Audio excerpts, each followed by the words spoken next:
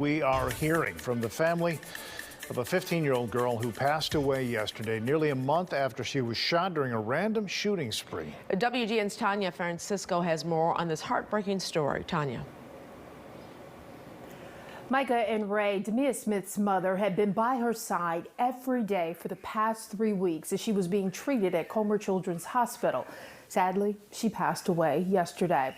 Now, when we asked her for an interview, she said she wasn't strong enough to do it with us today, but she did ask her cousin to step in because she wanted everyone to know that Demia was loved. That's my baby, and it's just hard being without her. Erica Howard is Demia Smith's cousin. She tells me the 15-year-old was everybody's favorite. A sophomore at Morgan Park High School, a member of the dance team, a young woman of faith with dreams of becoming a pediatrician. She is an absolute reflection of her mother. Smith is the 5th person to die in a random shooting spree back on January 9th that stretched from Chicago's South Side to Evanston.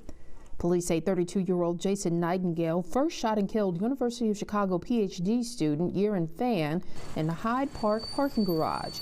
He then shot 2 women at a nearby apartment building, killing security guard Alicia Newell, a mother of 2, and injuring a 77-year-old woman who was getting her mail.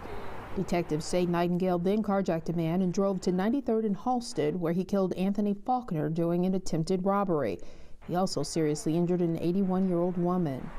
Demia was injured when Nightingale shot her in the head as she rode in the back of her mother's SUV. He then drove to Evanston, where he shot and killed a woman he had taken hostage at an IHOP. He was then killed during a shootout with Evanston police. Family members of Nightingale have said he was troubled. It could have been prevented. He posted about it for several days. What the fuck around and pop a hole in a I don't know. And I feel if someone would have taken the initiative, taken his lives more seriously, taken the threats more seriously, that we wouldn't be here. Demia would be here today, and the other victims would be here today. Funeral arrangements for Demia Smith are still pending. Her mother did tell me one thing that is troubling her to this day.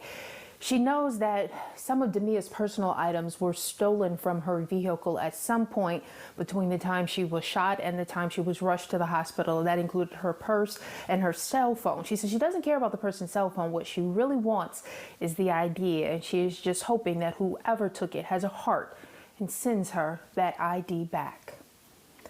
I'm live at home this evening. Tanya Francisco, WGN News.